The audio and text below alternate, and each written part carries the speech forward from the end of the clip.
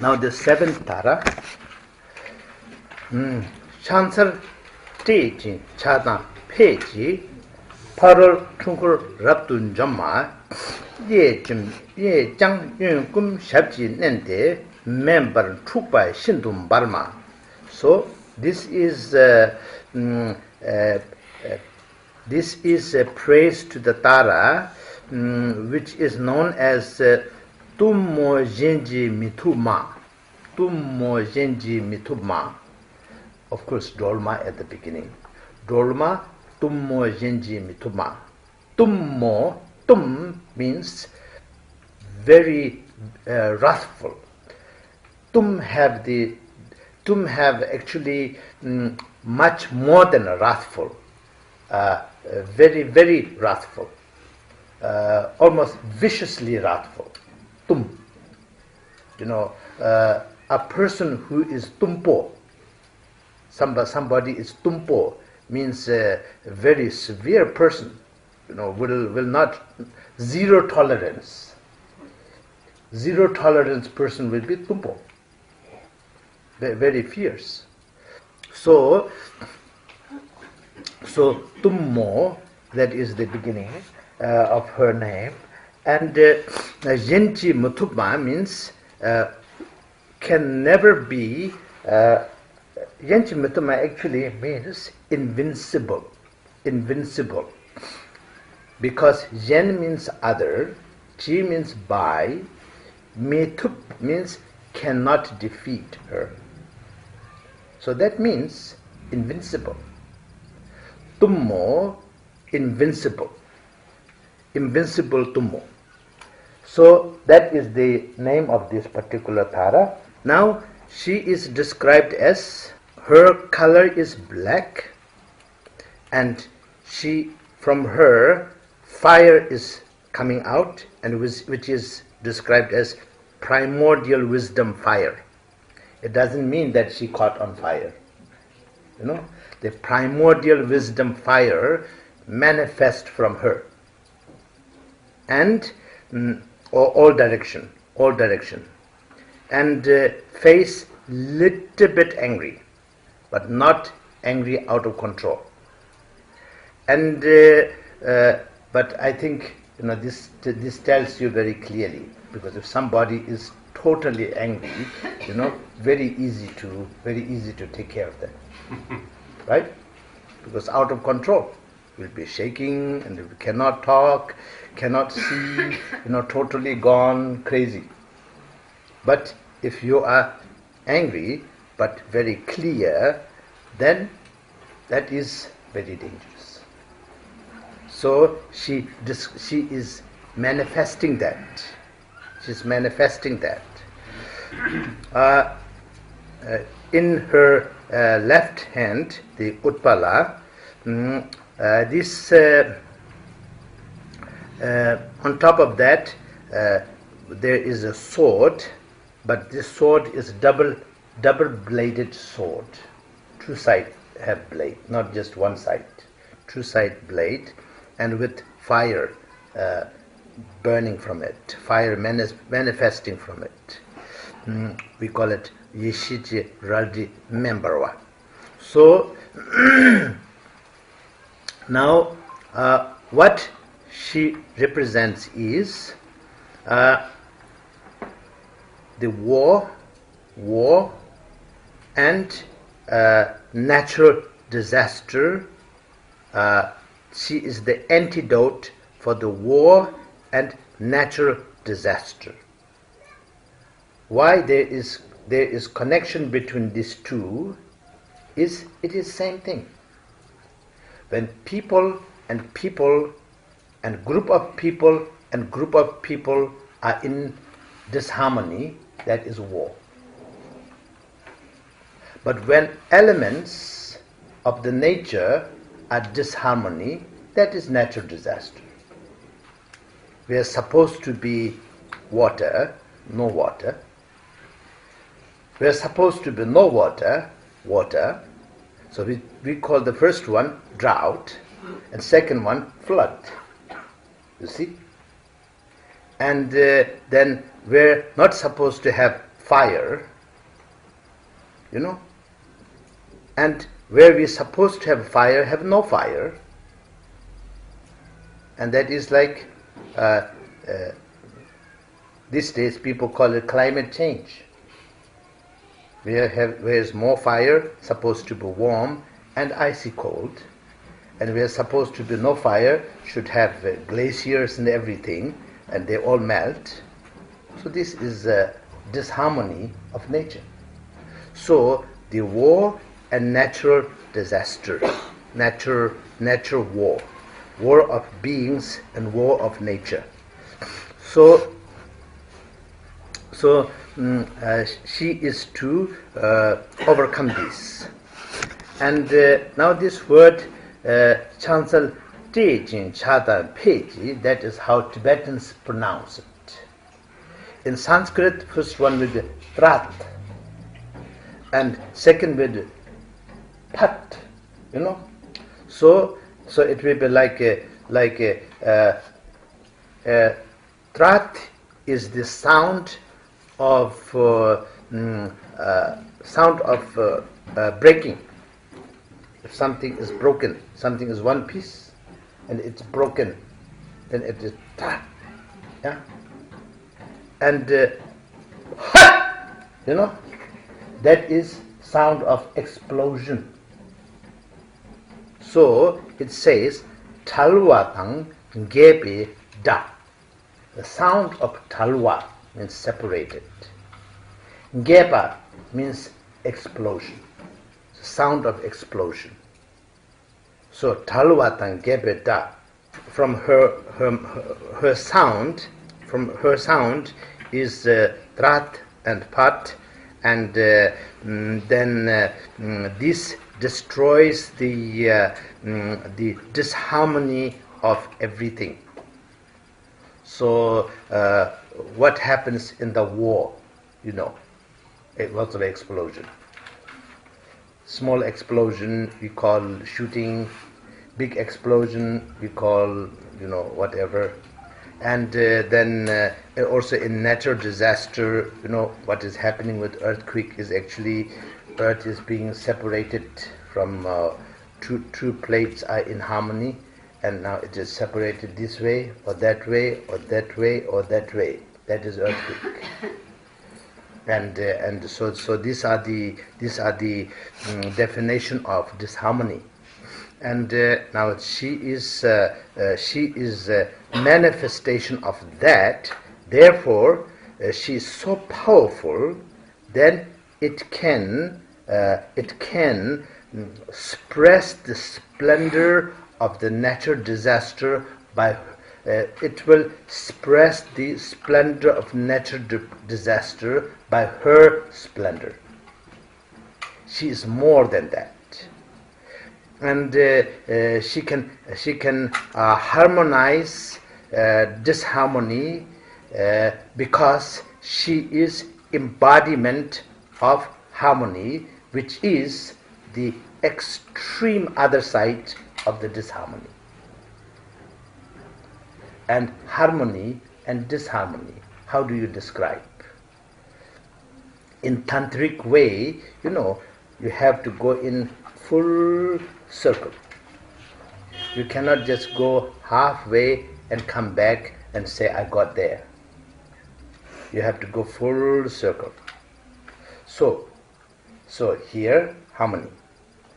And then here, little bit disharmony. Here's absolutely disharmony. Here's more harmony. Then harmony.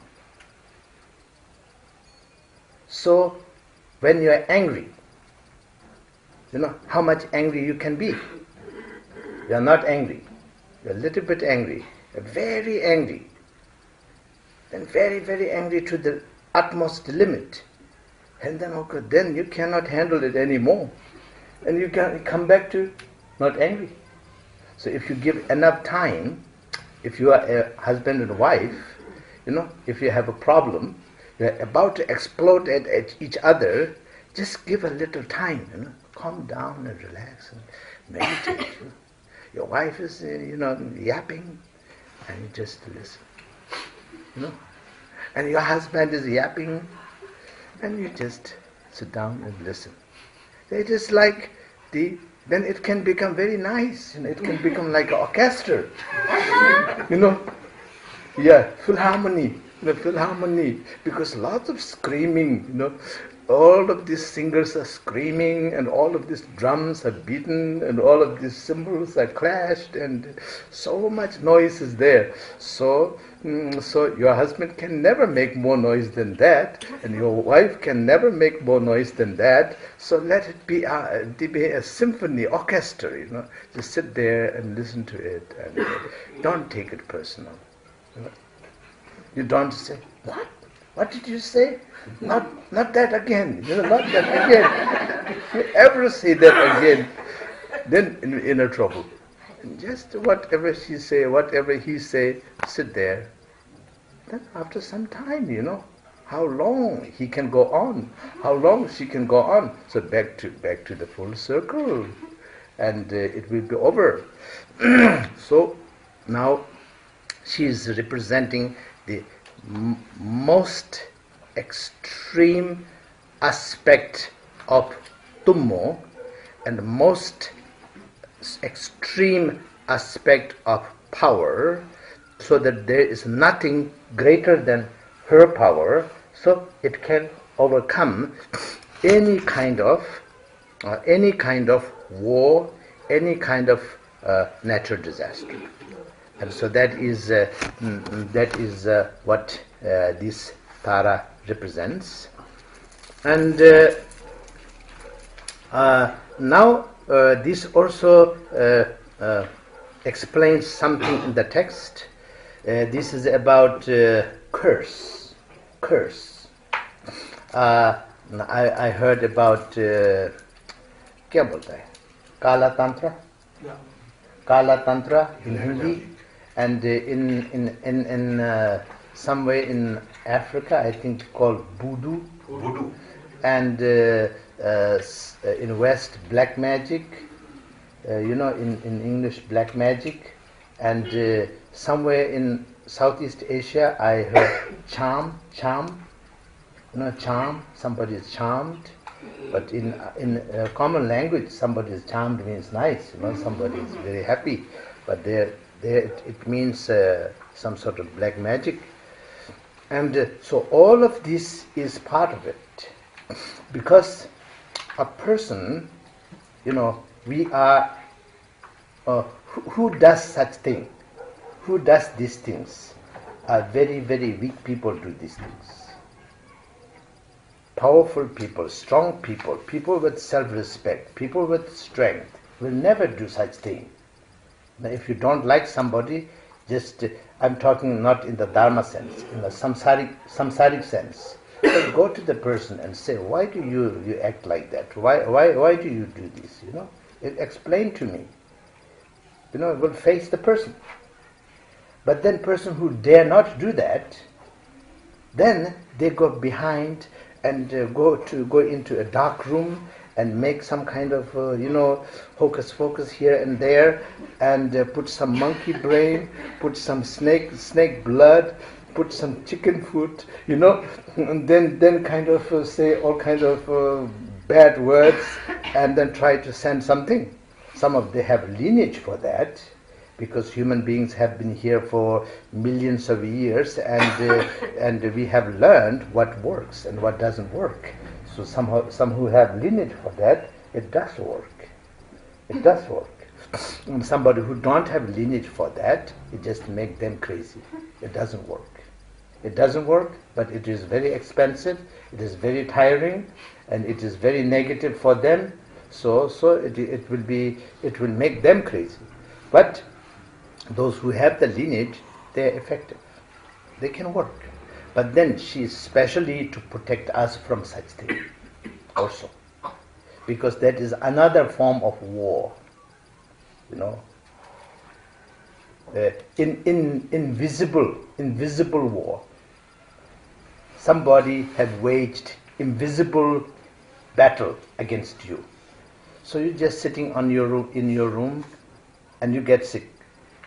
And you start to see things, you start to hear things, you start to act things like that. and so she is protecting beings from such thing. So this is called tu and che. Tu means actually tu simply means power. And a person who have such power, if they misuse the power, then it is tu. Che means cheka. Cheka have several meaning. One meaning is che is like other person wish you ill, wish you bad. So that wish is so powerful, so it become, that is che. And then another one is ngenga. Ngenga. Ngen means negative. Nga means mantra. So I think that is what Black Tantra in Sanskrit means. The negative mantra. And so these things are harmful to the individuals as well as community. So this particular Tara is also protecting beings from this, because she have greater power than that. And you cannot burn the sun, can you? Yeah. So if you are the embodiment of the sun, then no fire can touch you. So the same way, she's embodiment of all of these. Therefore, nothing can win over her power, and nothing can be victorious over her power. So that is one thing. And now one more thing left. That is nenpa. Nenpa. Nenpa means buried. Now there is which is not here in this, but also there is another one called te, nenpa and tepa. Nenpa and tepa. So nenpa means you are buried. So this is another form of if the person have the lineage and the power, then it will work, both of them. Otherwise, nothing. Nenpa is burying, and if this is powerful, so until what is buried there is totally dissolves into the nature, it will work. So you, not you, the person, the family, the descendant, it will work for many generations. People who do nenpa for such purpose, they will do it in a such way that it will not deteriorate by the nature for many centuries. So then its effect will be on the bone, especially on the bone, which is father's side, and on the blood, mother's side, but not so much, because blood dries up faster than the bone turns into the earth. So blood and bone, so it will affect the same blood and same bone until the thing becomes nature, becomes part of nature. So that is nenpa. Tepa means, tepa have several reasons. One is similar to the nenpa. Another one is tepa means like giving. So the black magician, or whatever you call it, it's not a magic, black is also not really correct word. It have nothing to do with color. It is like negative practitioners will give you to certain spirit, and therefore you become the property of that spirit. So until some reason that spirit let go of you, you are in big trouble. And this also will go from generation to generation. And most popular state is in the lake. because they will take into the lake, so that Naga will own you. It will become Naga's property. So until that te is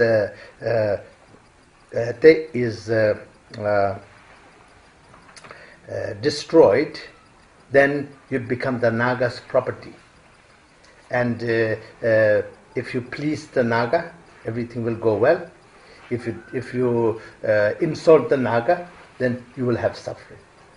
Naga means serpentine spirit, and some of the Naga can be considered a very high god. Some of the Naga can be considered just a simple ghost or demon. And so that aspect, and this is to protect you from, this Tarai will protect you from all of this. So that is why she is called Tummo Yenji Mithuma. Tummo Yenji Mithuma. Okay. Now I will stop today's subject here, but I'd like to say a few things, because I have to tell you all of these because it is in the text. Okay? I cannot skip it because I don't like it. Actually, I personally don't like these things, because these things are absolutely unnecessary and absolutely cowardly. And I don't like cowards.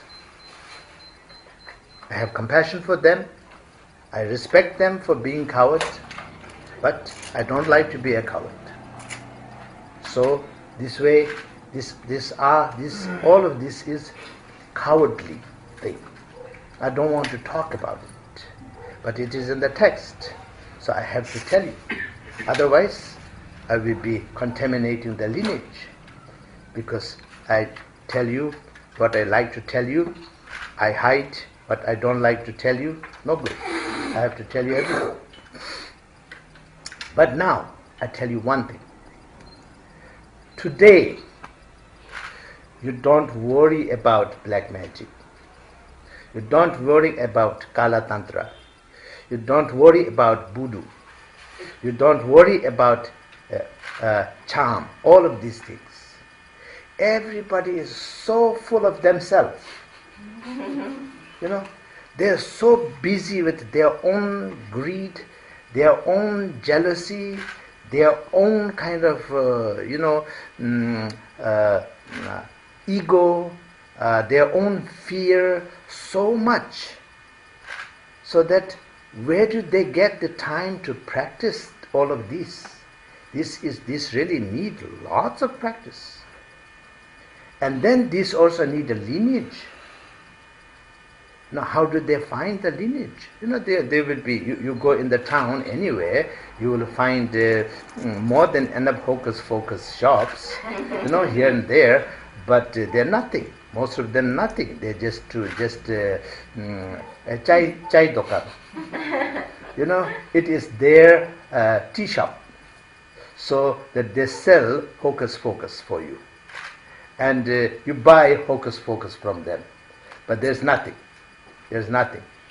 So therefore, you really don't have to fear about this aspect of things nowadays. On top of that, they have to keep so many commitments and vows. Some of these demons, you have to keep your part of the commitment and your part of the samaya so seriously, otherwise they will eat you. They will finish you off.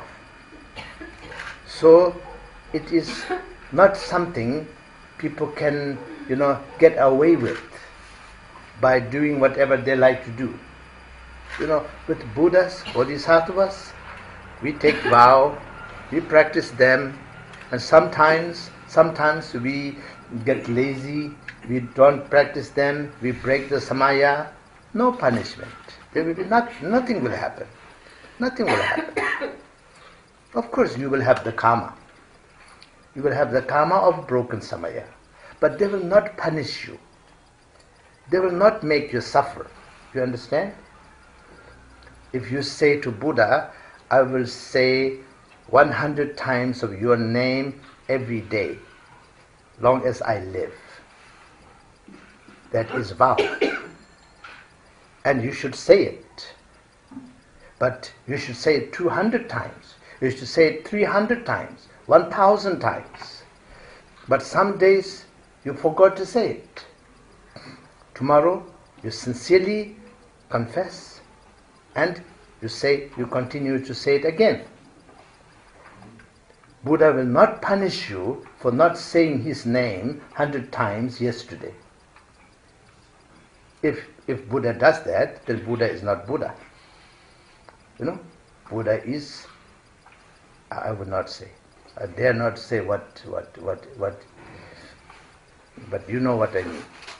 So Buddha is not Buddha. Buddha is something else. So there's no such thing as we fear Buddha. We don't have to fear Buddha. We have to have absolute unconditional devotion to Buddha.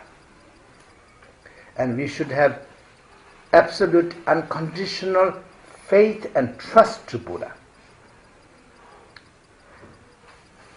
The mother gives you very clear description of that.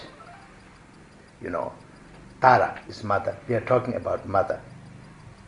I'm not trying to look good at today's world where equalness of the men and women, the women's lib, and all these things become a political issue, social issue. Therefore, I talk about it to make myself look good. No.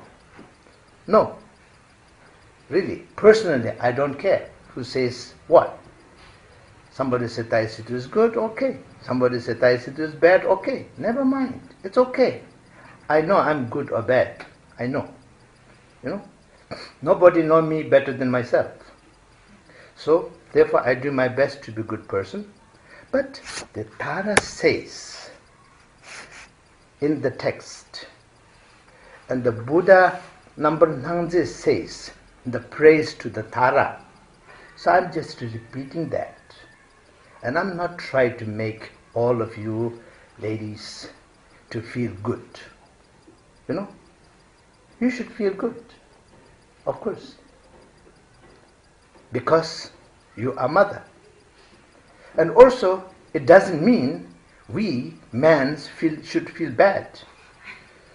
We are father. We are Avalokiteshwara. Okay? You are Tara. Okay? So, you feel good, we feel good. Fine. And if you feel bad about being a woman, I tell you, next life, you will become a terrible man. If you feel bad about being a man, next life, because of your karma, you will become a terrible woman. So, terrible man is bad, terrible woman is bad, wonderful man is good, wonderful woman is good. And so this way, this is the truth. And I'm telling you this. And now my conclusion for today is we should understand through 21 manifestation of Tara, then what does a manifestation of wisdom mean? Primordial wisdom, Yeshe, primordial wisdom mean. The 21 is very few number, but it is manifestation of one manifestation of the countless manifestation of primordial wisdom. There's so many mother deities, not just Tara. Tara, Vajravarahi, there's so many. 5 Buddha family, each one have muscular aspect and feminine aspect, and so many. So this is 21 of the limitless manifestation of the one manifestation of the limitless manifestation of the primordial wisdom. So this way, your understanding of Tara will become healthy understanding of the mother. Now back to what I originally wanted to say. With the example of a mother, you can relate to the Buddha, because you have respect for your mother, but you are not afraid of your mother like you are afraid of a lion, because if you misbehave in front of a lion, you will become lunch. Right? And if you ate lots of curry, you will be very tasty. If you ate lots of mithai, you will be very sweet. So you will become a lunch for the lion. But in front of your mother, if you behave well, she will be very happy. If you behave badly, she will be very sad, but will not eat you. Okay? She will teach you and tell you again and again and again and again. And she will never abandon you unless she felt that is better for you. A mother will abandon her child if she think, of course, out of ignorance, if she think abandoning you is better for you than being with her, then with lots of pain and with lots of suffering and with lots of guilt, she will abandon you. There's a story. This is an Indian story. I don't know I will get it right or not. There was two mothers, one child. It must be something to do with property right or whatever, I don't know. So these two mothers, there was one child, and it belonged to one of the mother. But both mother claims it is theirs.